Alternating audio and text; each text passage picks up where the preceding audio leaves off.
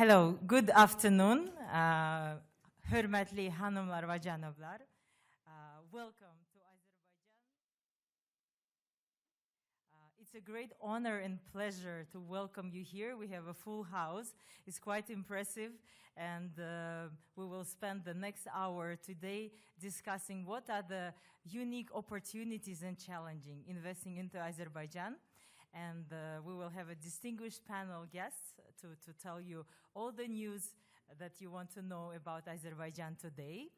And at the end, we will be able to take questions from the audience.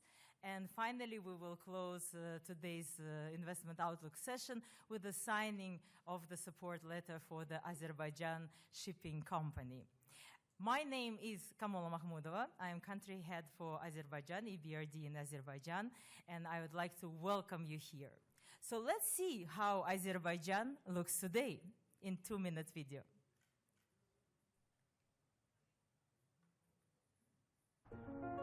Azerbaijan. This is the road we choose. It's the road we follow. This is the road to the future. We look forward and discover new horizons. Aim for the top and see new heights. We construct, we build, we create infrastructure. We put to sea and set sail for new shores. We push ahead, speed up, and take off.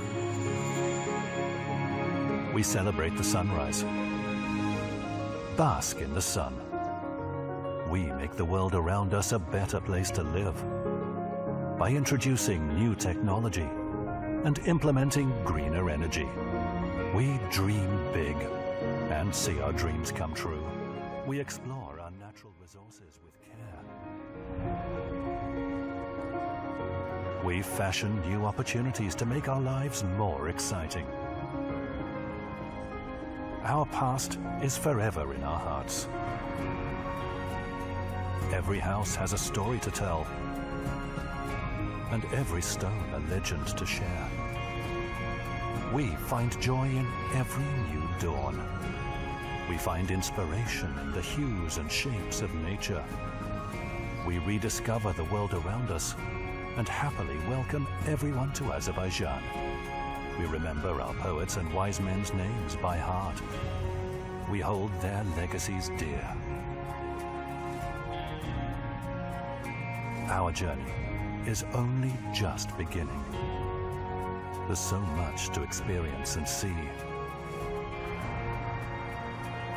Explore Azerbaijan, a road into the future.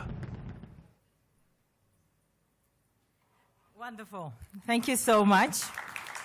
So let's hear about the current reforms, what is happening from the decision makers and people who are actually leading these reforms and restructuring and turning around, transforming these companies.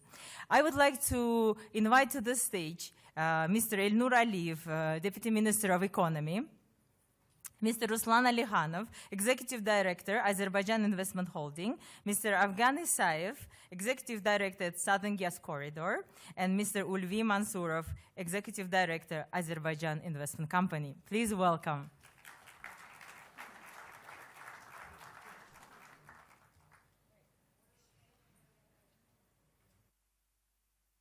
Okay, so can you hear me well, guys? Yes? Okay, wonderful. So before we start, actually, just in front of you on the chairs, you have QR code, and you can direct your questions. You can scan that QR code and direct your questions to us through the special app. And you direct the question to I will see the questions on my app, and I will be able to read to the participants. Or we can do it old-fashioned way. You can raise your hand, we'll bring you a microphone as well. Right. So let me tell you what EBRD has been doing in Azerbaijan. EBRD is one of the largest investors in Azerbaijan for the past 30 years. We have invested over 3.6 billion through 188 projects. More than half of these projects are in private sector. And in 2022, we had a record year with quite an amazing 9 projects that we signed for almost $100 million, just less $100 million. But what was remarkable for the last year's investments, that 71% of these investments were green investments. So with this, I would like to continue to talk, to start our discussions and ask Elnur to tell us what are the current, please paint us a picture of the current situation in Azerbaijan. What are the unique opportunities and challenges investing in Azerbaijan? Thank you, Kamala. First of all, I would like to thank you for organizing this session, and I would like to thank all our friends attending this event. Going back after the end of the Victor's War at the end of 2020, new era started for Azerbaijan. At that time, the 5 top priorities were defined for the government for the next 10 years, of which are steadily growing economy, dynamic, inclusive, social justice-based society, competitive human capital, an area of modern innovations, rehabilitation of liberated territories, and the green growth economy. Of course, each of these top priorities has got its own target indicators. For example, in case of the rehabilitation of the liberated territories, by the end of 26, around 160,000 former IDPs will be resettled in those liberated territories. In other words, it means that right now we are making huge infrastructure job there, infrastructure works there, building cities, villages on smart concept, heavily investing in any kind of infrastructure. And also, together with this, we are trying to create favorable conditions for the investment climate. Up to date, we have got more than 1,500 investment proposals, out of which 1/3 are on foreign direct investments. And for the next 10 years, all investors are exempt from land income and property tax in those territories. Right now, Ministry of Economy, as a one-stop shop, works with the investor all around the world in those regions, starting from renewables projects, going to infrastructure things. Azerbaijan, as a key player in the middle corridor, what we have done so far, we have hugely invested in the infrastructure for further expanding the connectivity scope. Right now, we have got the biggest fleet on the Caspian Sea, allied free economic zone with its own jurisdiction, which is out of the world jurisdiction of the country. It's a unique body. And we are open to welcome our investors from around the globe. Moreover, as of today, we have right now 7 fully functioning industrial parks around all over the country. 2 of them are within the liberated territories. Along with the creation of a favorable business and investment environment, these industrial parks also provide tax and customs incentives, as well as necessary infrastructure for the foreign investors. Thus, the created favorable environment for foreign investors as well also plays a crucial role in facilitating the connectivity of East and West. When we speak about the connectivity, it's not about the cargo vessels and transport connectivity. It's also about the connectivity of people. It's about the connectivity of energy resources. Saying energy resources, Azerbaijan can be a pillar, hub, as a hub, can be a pillar in supplying energy resources of the Central Asian countries to Europe via Caspian Sea.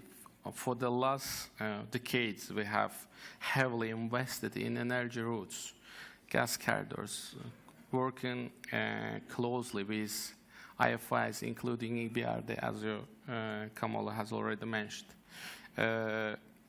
Our legislation is on place. Recently, we have adopted a new PPP law. We are right now on the establishing process of the Center of Excellence, which will be the, once again, one-stop shop for the all kind of these projects in the country, and that will be under the auspices of the Minister of Economy. And friends of mine will, during our discussions, will go into details on different projects, starting from renewables to the reforms which are done in SOEs.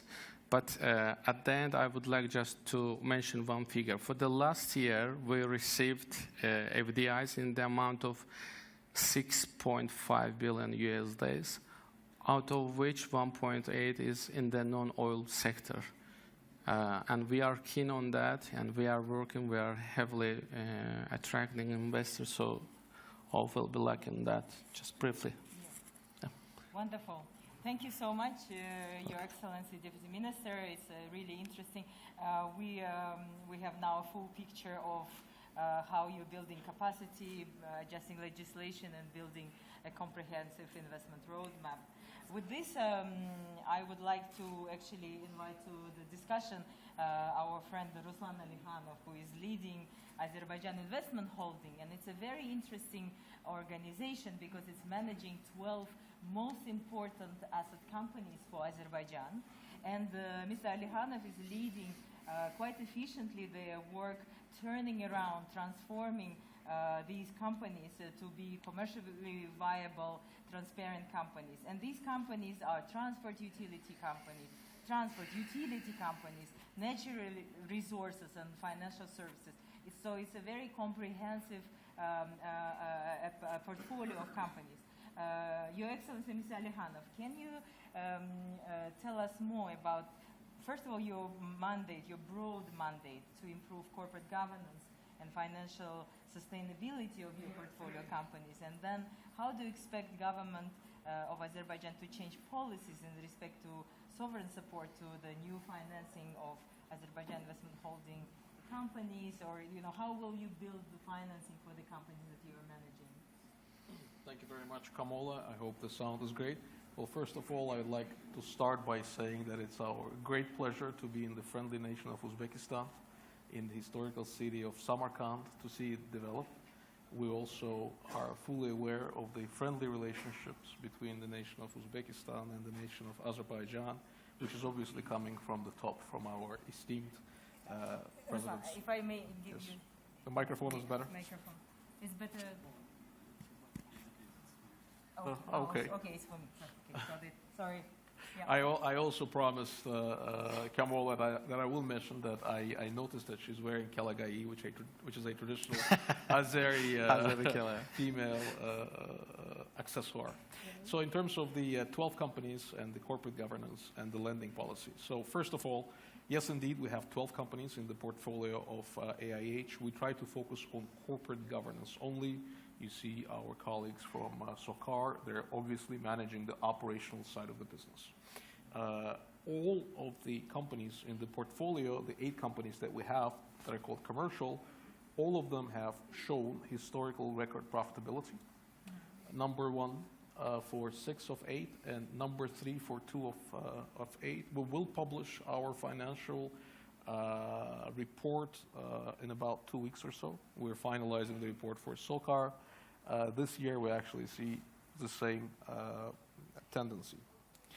Corporate governance is extremely important because we want to make sure that we apply the same standards, and the standards are A, easy to understand, B, transparent, and C, comply with the best practice, be it in the region or outside. In terms of the overall approach to lending, we're actually quite conservative in terms of managing our financial resources. We would not like to see our growth to be fueled by excess amount of debt, and so far the nation has avoided this. It has been a public statement by our esteemed Mr. President that the ratio of sovereign debt to GDP does not have to exceed 10%, and we try to abide by this rule. And last year, our growth was about 5% without excessive borrowing. In terms of the policies, obviously, I'm not the one who would be able to comment. Our representatives from the government are able to comment on this. But in general, we see that the economy is facing turbulent times. And in these turbulent times, we like to be pretty conservative on the borrowing side and pretty aggressive in terms of implementing what we agree once we borrow the money. Thank you so much. Thank you so much. We would like to also hear you, if you could tell us a little bit more about the middle corridor. Azerbaijan obviously plays a pivotal role in the middle corridor as a key transit and logistic hub. We can see that Azerbaijan is really taking more proactive role to facilitate connection between Europe and Asia. With this, how are your plans to build, to address this logistic issue? And do you have a clear roadmap or a plan for investments in the transportation and your portfolio companies? We're obviously heavily invested into our infrastructure. If you come to Azerbaijan, you will see pretty well-functioning roads, pretty well-functioning railroads, airplanes. We agreed just this year to lease 12 plus 3 Airbuses, 8 Dreamliners. We already have purchased 3 Airbuses. Our turnover in the port of Baku over the last year has increased by 58%. We've made massive investments into railroad infrastructure, and we will continue to do this. One of the reasons why we're signing this support letter with ASCO is because we will invest into ASCO, and ASCO has issued obligations to the tune of $100 million in December last year. We will continue to try to foster this economic development. In terms of the corridor, logistics business is actually a service business. Mm-hmm. And it's very important to make sure that goods are delivered from point A to point B. And therefore, because it's a corridor, we have to rely on the service that is dependent on our neighbors. And that's why we spend a lot of time making sure that this is a seamless service that is offered across borders in the region. And obviously, as has been discussed by has been declared by our esteemed Mr. President, we would like to see more corridors in the region. Specifically, as Elnur Muallim has mentioned, we would like to see the development of one of the corridors, such as the Zangezur corridor, that would help us to connect via our neighbors to Turkey and furthermore to the ports in the Mediterranean and so on. So that's a perspective on the corridors. Wonderful. Thank you so much, Mr. Alihanov. We are very much looking forward to see the new companies transforming under your leadership and to see how we could play a role in developing and transforming these companies. Kamola, when I was young, I was writing this diploma in the US, and I found a quote by an Amoco guy. There was an oil company, Amoco, and that was late 90s, who basically said multiple pipelines are happiness, at the time when Azerbaijan was building up Baku, Tbilisi, Ceyhan, et cetera, et cetera. Yeah. So just by analogy, and every analogy has its qualifications, but making sure you have corridors obviously helps the economies. Wonderful, wonderful. Azerbaijan also has a very ambitious energy plan, and in the past year, we as EBRD have financed the first privately owned solar power project in Azerbaijan with Masdar, and this year we also plan to sign the transaction financing Aqua Power for the construction of the wind power plant. We have here His Excellency Mr. Afghani Saev, who is leading Azerbaijan's work in Southern Gas Corridor project, which is largest project that we have ever participated. So Azerbaijan's climate pledge under Paris Agreement to the emissions by reduce the emissions by 35% by 2030. This is a very ambitious plan. At the same time, country is planning to share its renewable energy sources, to increase its share of renewable energy sources to 30% by the overall energy balance in the country. So what will be SGC's role in the transition to the new and very ambitious renewable energy plan finance, Afghan? Thank you, Kamola. Firstly, I wanted to express our utmost appreciation and gratitude to EBRD if you remember, since inception of Southern Gas Corridor, when we started the construction, you supported us. We developed compliance, basically, policies together for SGC. Yeah. You financed Trans-Anatolian pipeline. You provided $500 million, actually. You provided $1 billion. It was basically A and B structures for Trans-Adriatic pipeline. So we're extremely grateful for your support. And now everything is working. Everything is basically under budget, on time. Thank you very much for that. Now we'll look to expand our relationship with you to a new era, green era. Yeah. SOCAR. So I will be talking about the SOCAR Group's basically ambitions, policies, basically what we're going to do going forward.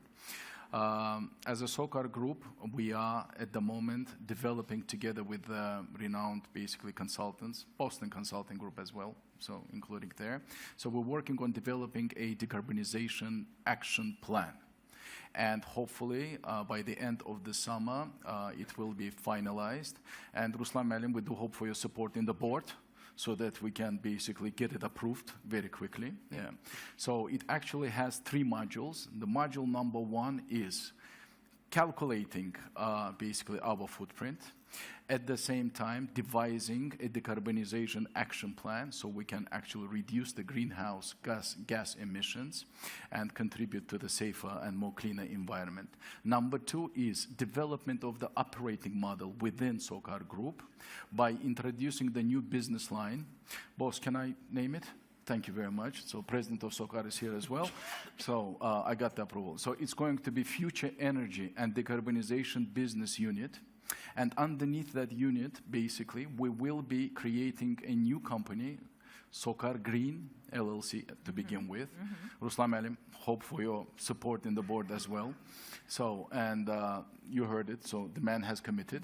So now, basically, and that company will be engaging our dear partners, Aqua, Masdar, Fortescue, BP, when it comes to the new green energy generation, energy efficiency, and other, hopefully economically viable environmental projects, such as CCUS, for example.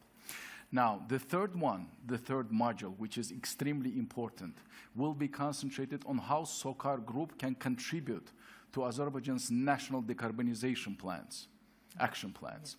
So we can spearhead a lot of basically initiatives, and this way help the country to reduce the greenhouse gas emissions, to create a safer, more clean environment for the future generations. Yeah.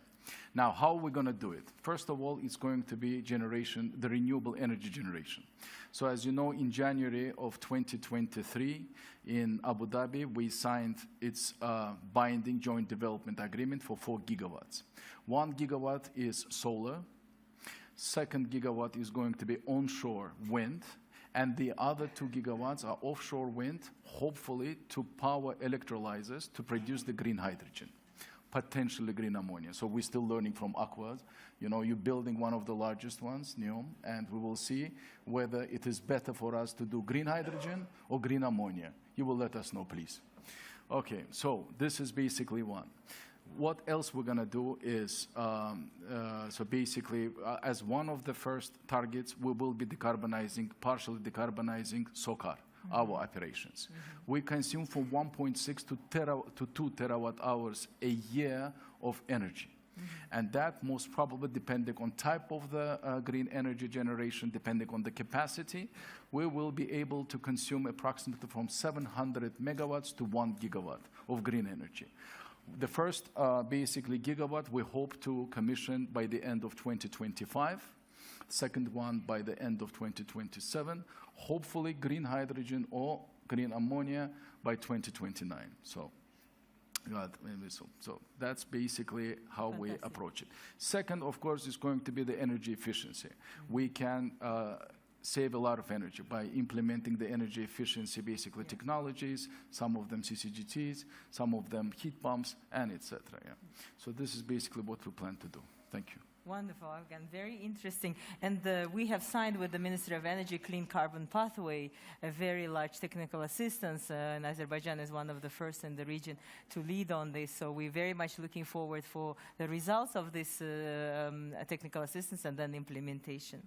To continue our discussion, Azerbaijan has now become one of the reliable gas suppliers to Europe, and the memorandum of understanding was signed between EU and the Azerbaijan leadership, and we expect the country to double export of gas to Europe by 2027. Could you tell us more about your plan in exporting, green energy and also gas energy to Europe? When it comes to gas, basically, we are working as a SOCAR group on potential expansion of our pipeline, so Southern Gas Corridor. Hopefully, by the end of this year, the final investment decision will be made, where we will be able to announce. We cannot do it at the moment. Yes. We are working very hard with our partners across several countries, with numerous partners, our strategic partners, on the plan at the moment. So hopefully by the end of the year, we will be announcing whether we will be expanding and by how much we will be expanding our, basically, the capacity of the pipeline. And when it comes to upstream, we have natural gas, as was stated by His Excellency Mr. President, as was stated by the senior leadership of SOCAR group. We have sufficient gas to basically transport to EU. And as you know, there was an MOU signed between European Union and us. We can expand our and deliver up to additional 10 billion cubic meters of gas.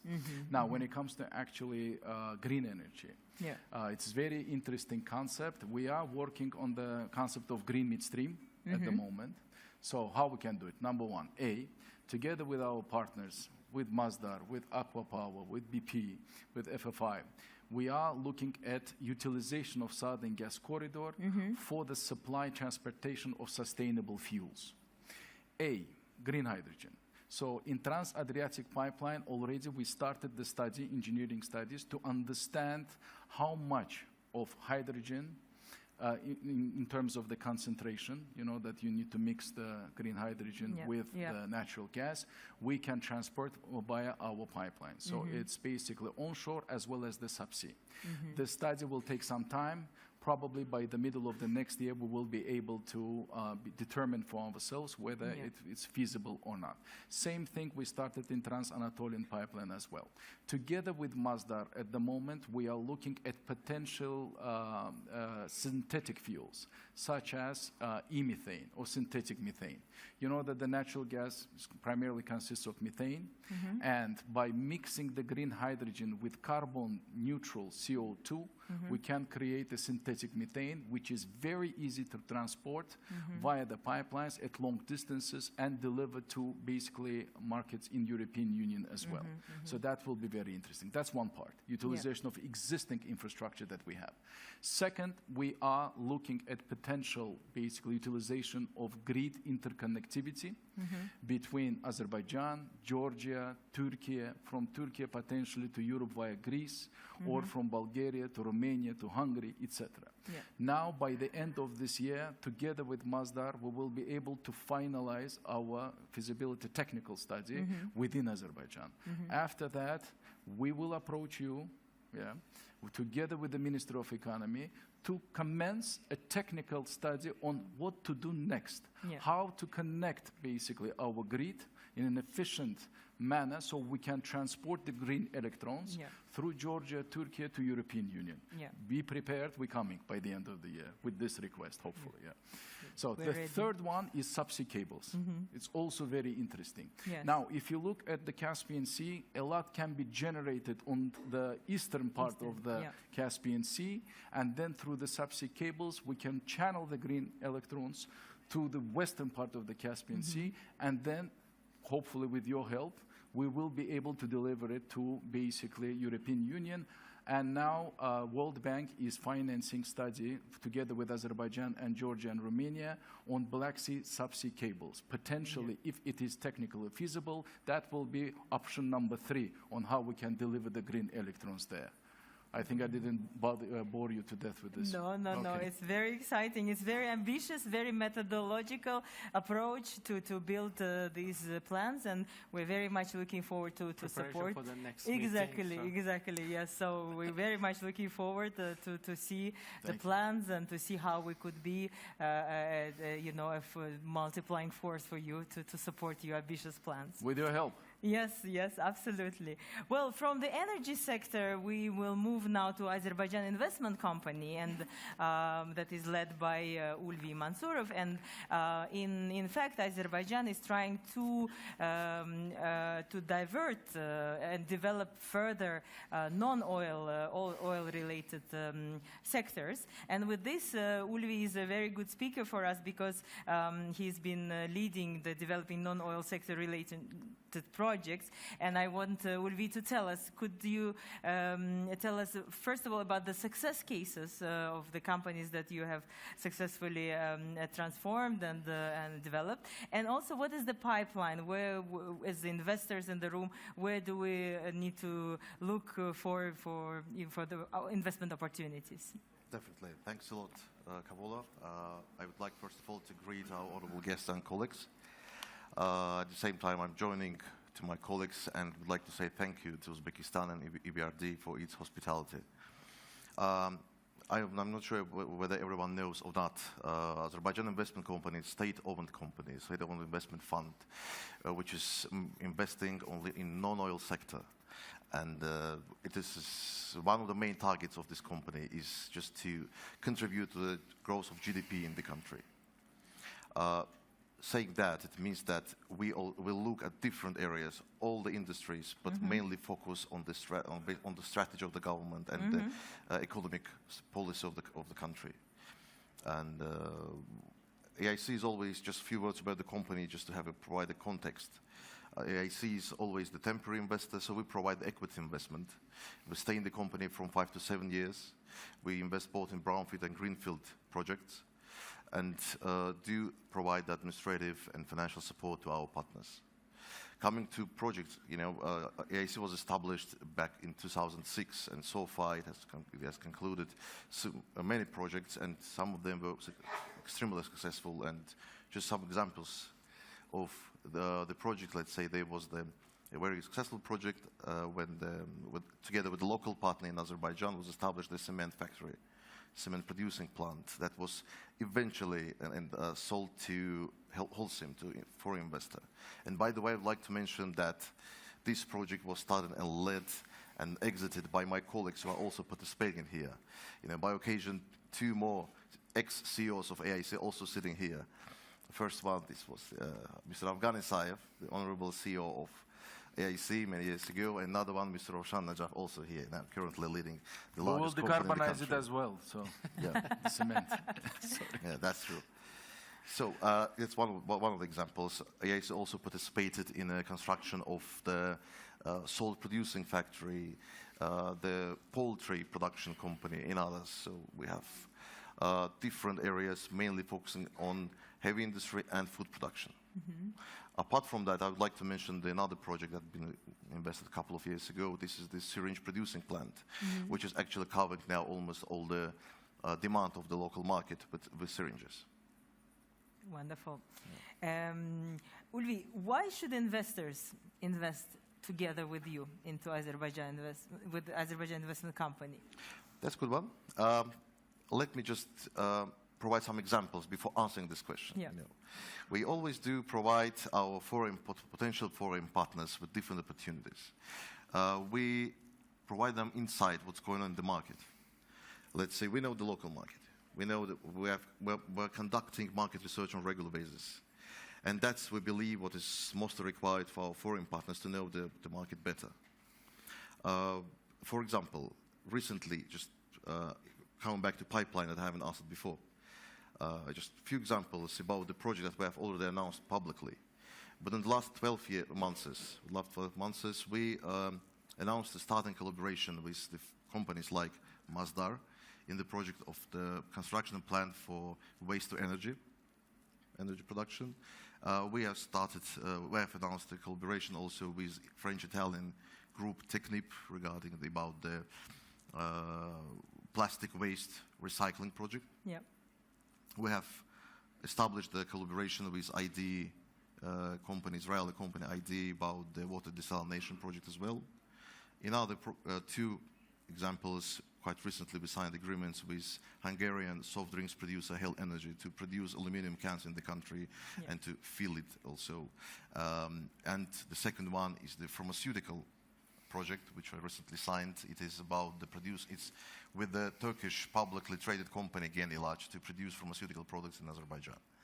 So we do believe that there is a potential for foreign partners to come to the market. And one of the advantages we can also provide is, apart from financing, it's classic, our financial services we're providing, also the administrative support, but also the opportunity, and keeping in mind all the advantages the country has, and Mr. El Nuraliyev also mentioned just before. Azerbaijan is a good option for establishing the regional hubs. And just the companies I mentioned before, like Hell Energy from Hungary, like Genilaj from Turkey, and others, these companies are also focusing not only on the local market in Azerbaijan, but also to provide and to sell their products in the region, on other side of Caspian Sea as well, in the neighboring countries, and etc. So that's why we believe that AIC, just investing in Azerbaijan, it's a great idea, I'm sure in that. But doing it with AIC is also a great one, because we also, as I said, financial support, administrative support, knowing the local market, and we are interested in the success of the project no less than our partners. So we do whatever we can to get all the projects successfully, both financially and morally. I believe I just managed to answer your question. Thank you so much, Ulvi. Thank you so much. And ladies and gentlemen, we have just heard a very comprehensive overview of the situation and opportunities in Azerbaijan. And I would like to open the floor now to our esteemed guests, if you have any questions. I think I should have, I don't see the questions on the app from the audience that you already inputted in. If you want to bring me because it's very sophisticated technically, but very difficult to navigate sometime. Kamal, can I add that? And if you work with AIC, we will give you green energy. Not free, you have to pay for it, but it's going to be green. Yeah, that's a good incentive. That's good. And one more additional point, if I may, using the opportunity that we are right now in the hospitable country Uzbekistan, brother country Uzbekistan. Recently, the government of Azerbaijan and the government of Uzbekistan established Azerbaijan-Uzbekistan fund. Capital is 500 million USDs, and this is another opportunity for us to invest in Azerbaijan or in Uzbekistan together with potential investors as well. Wonderful, thank you. So I have a first question, so Mr. Alihanov, question for you. Mr. Alihanov, what steps are being taken by the companies in AIH portfolio to ensure the effective integration of renewable energy into the grid in the future? Well, actually, I think Afghan knows more about this, and he probably can participate in this. But when we talk about SOCAR as obviously an oil and gas company in the past, we think about it as an energy company today. And even more than that, a green energy company today. And even more than that, it's a reliable and predictable provider of energy, not only to Azerbaijan, but also to the European Union. So that's the scale. Afghan Benim, do you have anything to add maybe on this? It's pretty much it. Again, we will start not only when it comes to the providing the green energy to the grid, but at the same time, we will start from ourselves. So we will be supplying ourselves with the green energy.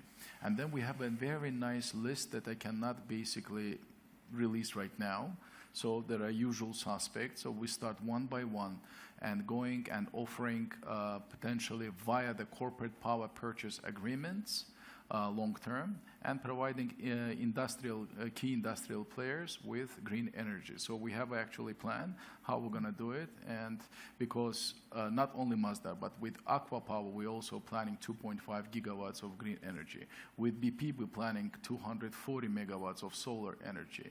With Fortescue, in the first 5 years, we're planning 1 gigawatt of green energy. So there is going to be plenty of green energy for everyone. And we will be going one by one and providing this energy. And whoever doesn't want to buy it, oh my God, I will hit the news with that, and they will be forced to accept it. There is no other way. I mean, they will do it, yeah. Good. Wonderful. We have a question for you in the next question. So, Mr. Isaev, in your opinion, will we see any Azerbaijani renewable developers entering renewables market in Azerbaijan and later in other countries? Oh, I think so, and we do believe in that as well. We will start with SOCAR Group, but there are several legislations. There were legislations enacted in 2021, some of them actually with your help as well, as we understand. And basically, this year and the next year, there are 3 more legislations. They're in the process of review by the parliament, I think. And if they are enacted, the market will be liberalized, unbundled. In that case, a lot of entrants can basically try the market, and there is going to be a lot of competition. And I'm more than confident it will stimulate the development of the local green energy developers. I'm more than confident in that. That's basically it's historical thing that happened in other countries as well. And of course, once we develop here in the region, we will be targeting all the regional markets as well. And hopefully can I say it, boss, also? We are planning basically trading of electricity, green electricity, with our neighbors and as well as with EU. So we are preparing for that as well. Or you can bet on it, definitely. Interesting. Thank you so much. Next question is for Mr. Mansurov. Mr. Mansurov, are there any other financing instruments that Azerbaijan Investment Company may use in investment projects? For instance, do you consider blended finance instruments? Sometimes we do. Sometimes we do use it because apart from the investing in equity, we also provide some short-term loans, like shareholder debt. At the same time, but it's not our core business, frankly speaking. What we have done in several other projects, we also bought the corporate bonds by our investee company, and therefore we finance the project additionally apart from the equity. So this is kind of exceptional case, but we are actively and closely collaborate with other institutions of the state, like Entrepreneurship Development Fund, which is providing long-term lending with a very great interest rates, which are even below the interest rate of the central bank. At the same time, we have other institutions. Let's say we have the Mortgage and Credit Guarantee Fund, and also we have, let's say, some subsidy programs, especially for equipment and machinery in the agricultural industry. So we do cooperate with other institutions. So it's better even for us to share the risk, as we do share the risk with our partners when we invest together with them. We also do we prefer to invest in the company, where also we attract and invite our partners from the government side, means from the state-owned entities like Entrepreneurship Development Fund and others. Yeah, wonderful. I Thank guess you very much. Maybe you can also add about the transformation into the ABIF, whereas you can also invest in foreign countries as well. Maybe just a couple of words. We'll start with the second part with the foreign countries. So EIC does invest in foreign countries too sometimes, when actually it touches the interest of the country. And just an example, Azerbaijan invested several years ago in Kazakhstan. We actually built there together with our Azerbaijani partners, Azersun, the logistical center in Aktau. At the same time, we're also looking actively at the startups, and we recently, just a year ago, started a collaboration with Israeli platform, Our Crowd, and now we keep investing in startups in Israel, but it's just the beginning. We just look forward to seeing some other geographical directions too. Coming to the ABIF, yes, recently, just by the end of 2021, it has been announced that the AIC and Entrepreneurship Development Fund will be merged into one new institution, governmental institution, which will be called Azerbaijan Business Development Fund. Now, this process is still ongoing. We have, both institutions, they're quite sophisticated in their setup, so that's why it takes some time, and very soon we'll be hopefully introduce the new fund, which will include in itself both equity arm and lending, which will provide more flexibility, which will provide us with the opportunity for tailor-made financial services from our side, and to make kind of one-stop shop for our customers. Ulvi, thank you so much. And finally, we would like to close in the interest of time, unfortunately, for the remaining questions. But I would like to give floor to His Excellency Deputy Minister to say final closing remarks for the panel. Thank you, Kamola. Thank you, friends, for being with us for this hour. Just briefly, we tried with my friends to brief you on the opportunities in Azerbaijan for investors. We are open to discuss any potential investment projects in Azerbaijan. We are happy to share our experience. We are happy to learn from you. I saw the representative of Aqua here, so it's maybe better to talk the investors which are right now in Azerbaijan, rather maybe to hear from it from us. So thank you for all of you being with us. Yeah. Thank you so much. So maybe to show our support to the Middle Corridor Plan, yes, we would like to sign now the letter of support to have to invite you to the signing ceremony, which will take place now in the room. Azerbaijan Investment Company is on the finishing line to close the transaction with EBRD. And as the next, I would like to invite people to start the signing ceremony. So thank you very much. Thank you. Thanks, Kamola.